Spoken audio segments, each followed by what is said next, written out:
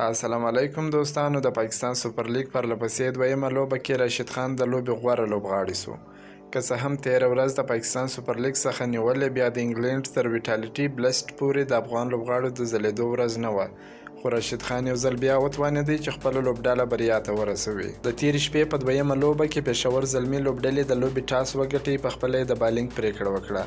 په لومړۍ 25 منډو کې د لاهور قلندرز لوبډلې 4 لوبغاړي وسوځول، خو بینډینګ، ټیم ډیویډ او پولنکر هدف تر 101 منډو ورسوه.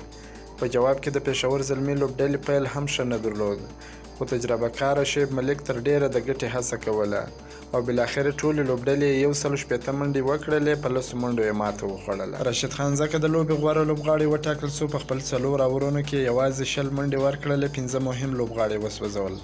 دا لومړی ځل و چې راشد خان په پی اس ایل کې 15 لوبغاړي وسوځول، خو نور افغان لوبغاړو لپاره بیا تېره ورځ ښه نه وه.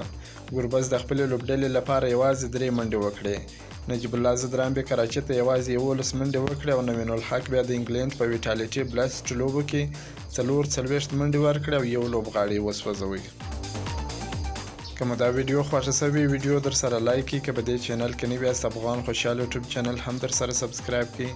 د نور تازه معلوماتو لپاره هم زموږ سره اوسئ. تر بلې ویډیو پورې د الله په امان.